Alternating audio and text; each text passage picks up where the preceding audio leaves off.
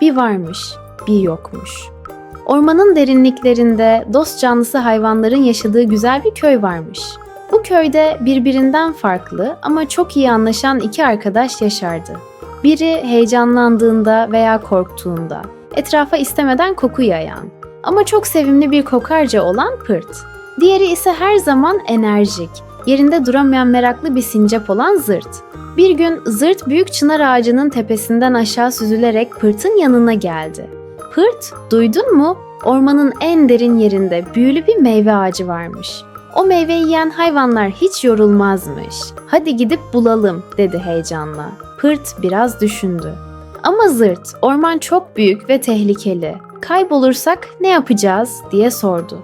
Zırt, kuyruğunu sallayıp güldü. Merak etme, ben geçtiğimiz ağaçları çok iyi hatırlarım. Böylece kaybolmayız. Hadi ama, macera bizi bekliyor. Pırt biraz tereddüt etse de arkadaşını yalnız bırakmak istemedi. Böylece ikili yola koyuldu. Yolda taşların üzerinden atladılar, nehir kenarında su içtiler ve rengarenk çiçeklerin arasından ilerlediler. Ama tam ormanın en karanlık yerine geldiklerinde birden karşılarına kurnaz bir tilki çıktı.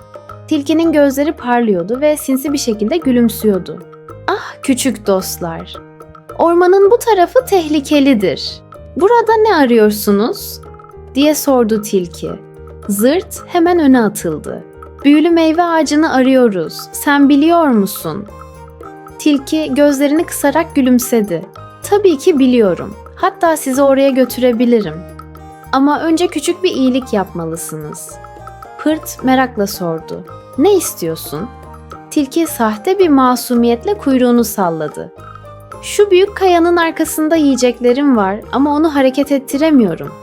Siz kaldırabilir misiniz?" dedi. Zırt hemen kayaya tırmandı. "Hallederiz," dedi ama kaya çok ağırdı. İttiler, çektiler ama kıpırdatamadılar. O sırada Pırt'ın içine bir şüphe düştü.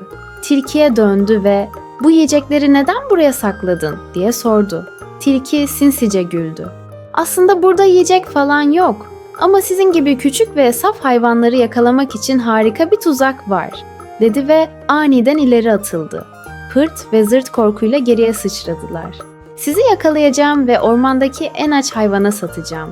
Kimse bu derin ormanda sizi bulamaz," diye kıkırdadı tilki. Sonra harekete geçip Pırt ve Zırt'ın üzerine atılmak üzereydi ki Pırt! Pırt heyecanlanınca yanlışlıkla ama tam zamanında süper gücünü kullanmıştı. Keskin, dayanılmaz, inanılmaz güçlü bir koku bir anda tüm ormana yayıldı. Tilki önce duraksadı, sonra gözleri yaşarmaya başladı. Bu da ne? Burnum, gözlerim, kokuyor, kokuyor," diye bağırarak kendini yere attı ve ormanın derinliklerine doğru kaçtı. Zırt ise kahkahalarla gülerek ayağa kalktı. Pırt, "Senin süper gücün olmasaydı ne yapardık bilmiyorum," dedi. Pırt utangaç bir şekilde gülümsedi. "Sanırım bazen korkularımız bizi koruyan şeyler olabilir," dedi. Sonra ikili büyülü meyve ağacına gitmekten vazgeçtiler. Çünkü zaten en büyük derslerini almışlardı. Gerçek dostluk, birlikte her zorluğun üstesinden gelmekti. Bundan sonra Pırt, süper gücünü gerektiğinde kullanmaya devam etti. Zırt ise sabırsız davranmamayı öğrendi. Ve böylece iki dostun maceraları hiç bitmedi. Daha fazla eğitici ve sevimli masal için bizi takip etmeyi unutmayın.